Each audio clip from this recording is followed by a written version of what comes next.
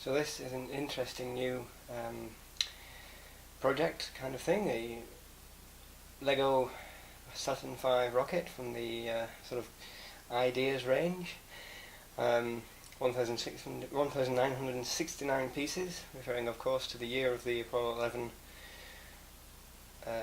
moon landing. Obviously a great human achievement and potentially a very nice Lego kit.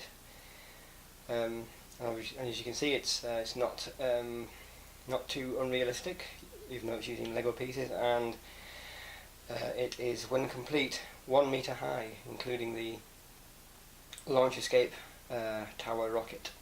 So potentially it's impressive model once completed as well. Now, what attracted me to this, despite its high price, it's about £109, is the fact that it has the complete staging that the actual rocket has. So it has a first stage, second stage, and third stage, and also includes the lunar module, command module, and service module as well. So if we turn the box around, we can have a closer look at that.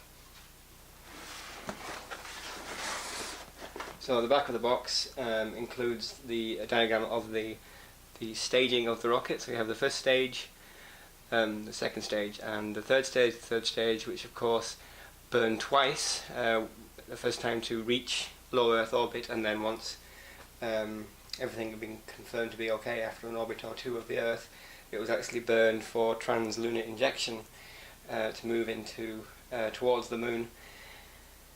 And then it was discarded and eventually either hit the moon or went off into a solar orbit. Then of course we have the lunar module inside the sort of interstage unit between the fourth stage, the command and service module. And here we have a depiction of the launch, first the first stage, then the second stage, then the third stage, and trans-lunar injection, where the petals of the fairing for the lunar module are released. The command module moves array, turns around and docks with the lunar module, and then moves into the final stage of the flight towards the moon. And then of course we have the lunar landing. The model comes with the lunar lander, a little piece of lunar surface, and two small astronaut figures. They are smaller than average Lego figure size, because this is roughly 1 to 10 scale, being a metre tall, and the Saturn V being about 110 metres tall, or 300 feet. And we have a nice little map of the landing sites as well. And obviously it even includes a splashdown model of the command module at the end of the mission. I'm not sure if that is the same scale as the rest of the model. That'll be interesting.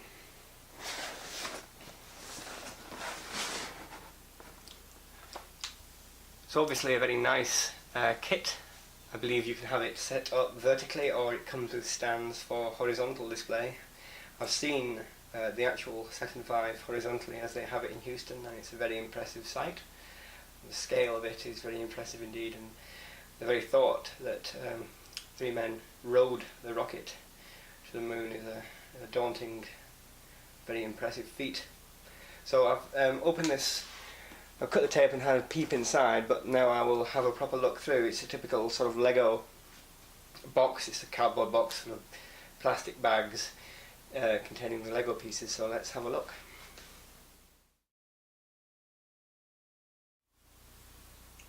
Okay, so let's have a look at the bags. Looks like there's about 10 or 12 bags, each of them quite big. So this happens to be bag 1. You can see we have the little orange sort of separation tool that you seem to get these days. I'm not exactly sure how that works, but we can see we have some pieces of the rocket exterior and quite a few of the standard type of Lego bricks. So that's interesting.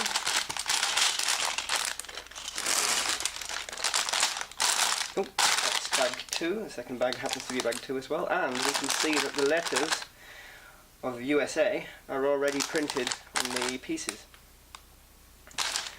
I've built another sort of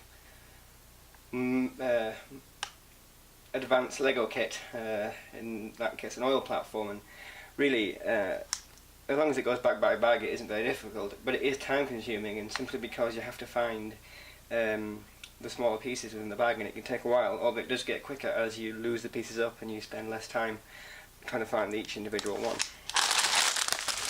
Yeah. Third bag happens to be bag number 3. And, there actually are more of the sort of standard type of Lego bricks than I expected. It'll be interesting to see. The American flag is also pre-printed on the pieces. I think the blue pieces are for the stand. This is bag number 12. Okay, so these are pieces for the stand. Orange pieces which seem to be for the flotation tank, and the little orange or yellow spheres are the flotation device of the command module splashdown set, and I think that is the lunar surface there. There we have the instructions, which look very nice. They are very sort of blueprint effect. It's LEGO Ideas kit number 17. It looks very nice. We'll have a proper look at these once we've had a look at the pieces. Here's bag number 4. Another little Lego brick. Bag number 6, some clear orange parts. That's very old-fashioned type of Lego from the space satellite dishes of old. Here are the fins of the rocket, which got at the bottom. This should give you some idea of the scale of the rocket, because we look very small when the rocket is complete. Part number 7. Another set of side plates of the rocket. I think these hemispherical sections, half circle sections, give you an idea of the diameter of the stages. Bag number 10, for some reason has a different printing on it. The number, these are smaller parts. Look like part of the rocket engines. Bag number 5. Red parts. I'm not sure where the red parts go. It'll be interesting to find out. Hopefully the instructions are very comprehensive, otherwise it might be a little bit challenging, but the challenge is part of the fun. Bag number 8. We can see the United States lettering is also already printed on the pieces. That saves having to mess around with stickers, which you never quite get straight unless you're very careful indeed, and that can be a little bit of a downer.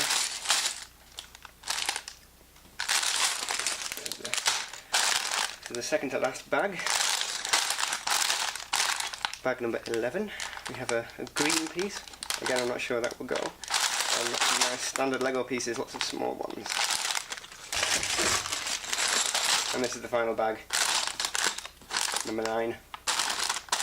Again, lots of small pieces that presumably represent one of the stages. So we've got 1,969 pieces. Let's have a look at the instructions.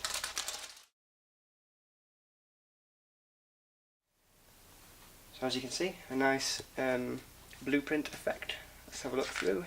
Now the last advanced kit I did was not made by LEGO themselves, but by an independent company which puts together big kits, I think with the sanction of LEGO to do so, and the instructions in that case were adequate, but they weren't very special, and they were computer generated from the sort of LEGO CAD program they used to design the kit, and you can automatically generate instructions from the LEGO CAD program, and it's adequate, but it isn't particularly what you'd want ideally. So let's have a look at see if these official LEGO instructions are any better than that. It begins with a very nice sort of introduction to the Apollo program, which is always nice. Some detail about the Saturn V. The docking procedure. It's very nice to have a sort of functioning docking procedure with the model. Again, what attracted me to it was the staging, which allows one to demonstrate how the rocket works, and that adds a lot to the model. You can see it doesn't seem to have the separate interstage between the S1C, the S2 and the S4B. The S2 and the S1C had the quite famous interstage from I think it was Apollo 9 or Apollo 10, that filmed the stage separation from the bottom of the S2 stage. And there's a very famous film of the interstage unit falling away to the Earth. And I think that may not be represented, or it might be possible to do so. Let's have a look. And of course the launch escape tower. A description of the journey to the moon. And how the Lego process was the process of the kit sort of crowd, not quite crowdfunding, but crowd design took place. Here are some of the designers dressed in the 1960s clothing, probably with a prototype of the model. And here are the instructions. So I think these are pretty standard Lego type of instructions. We can see that bags 1, 2, 3, 4, 5 and 6 build the S1 stage, 7, 8, 9, 10 build the S2, 11 the S4B, and 12 the stands, the lunar module and the command module splashdown, which do seem to be to a larger scale. That's interesting. So it does seem that these sort of half circle pieces do indeed define the diameter of the rocket. We have the start seems to be the base of the engines, the cruciform arrangement of the 5 F1 engines you have on the bottom of the S1 stage.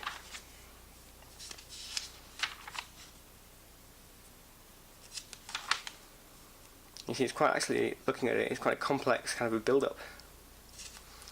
From an internal sort of diameter to a greater external diameter to allow the use of the black and white pieces, I think.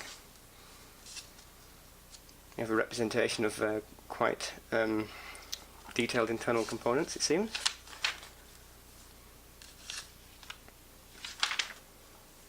These are where the coloured pieces come in. I think the green is probably to represent sort of coated duralumin. I know the off sort of yellow colour is what you would get on the alloy coating on aerospace materials, so that is probably intended to represent that.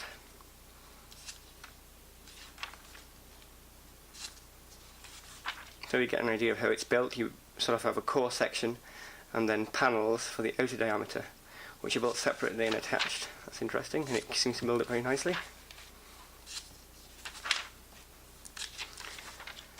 So each one is actually quite a lot more complex than I thought.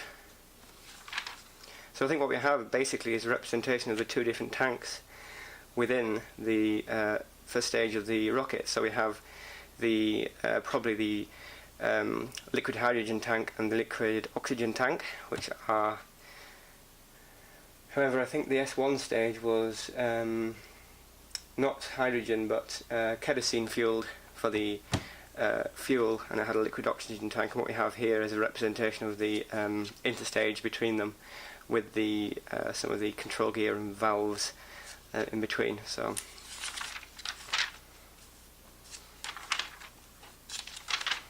I'm up to stage 73 of the instructions, and we're still on the first stage.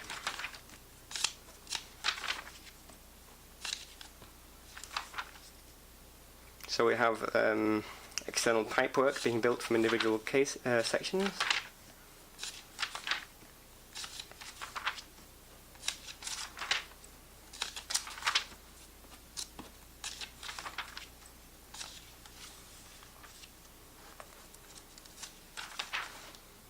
Here goes the rocket engines. You have the 5 F1 rockets. You have the colouring that seems to represent a kind of representation of flame, perhaps. And on go the fins of the rocket. I've read that if there were another batch of Saturn V rockets built for further missions, they would not have had the fins, because they didn't really add much for the weight in terms of aerodynamics. So that's the end of the first stage, and then the S2 stage starts. sort of a smaller version, the same kind of construction method being used. 5 engines again, smaller engines, J2s I think.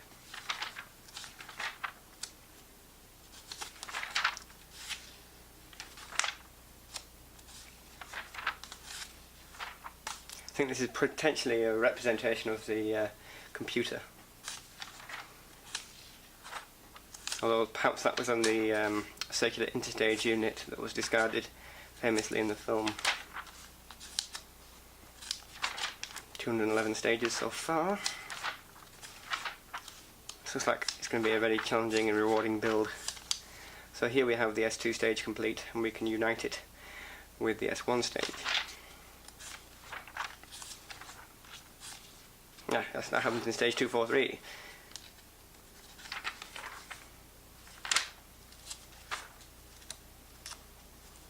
This is the beginning of the S4B, the third stage.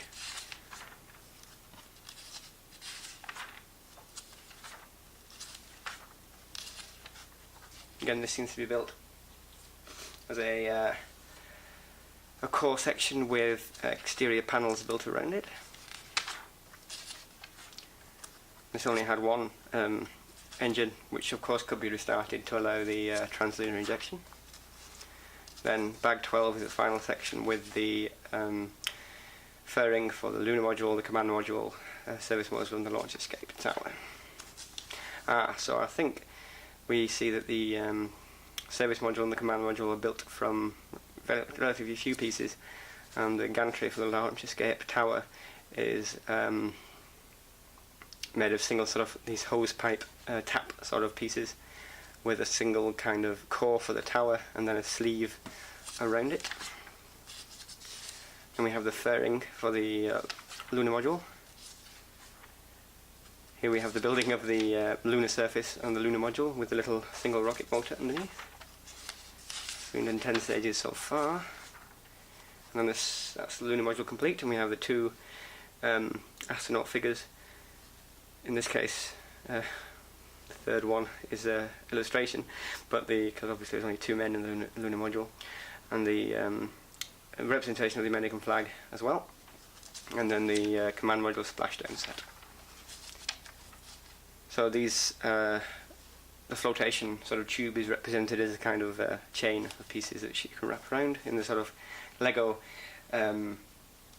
robot arm I used to have when I was younger. A Lego space shuttle which had that as the robot manipulator arm. Then we can build the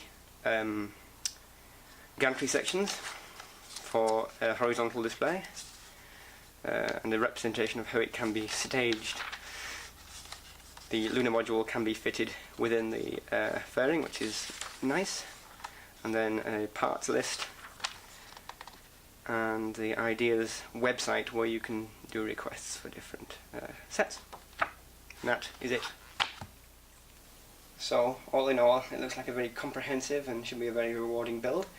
What are the alternatives? I think there is a Lego, an Earthix Saturn V, which is obviously a plastic kit for which you need paint and glue, but that does have the staging. That is 1 to 1/44 scale, and I think there's a very similar Revel kit which is of a similar scale. That would make it slightly smaller than this, because this is a 1 to 10 roughly Lego scale. Obviously those would have potentially nicer sort of potentially more accurate representation of the actual rocket, but obviously more difficult to build and potentially less have less play value. And obviously you need a different set of skills in model making to build them. So this looks like it can be a very interesting kind of build. I'm very glad that the Ideas program has allowed such a fascinating kit to be built. It's a pity that it's relatively limited edition, but nevertheless that should be interesting. Definitely recommend this kit if you get a chance to get hold of it.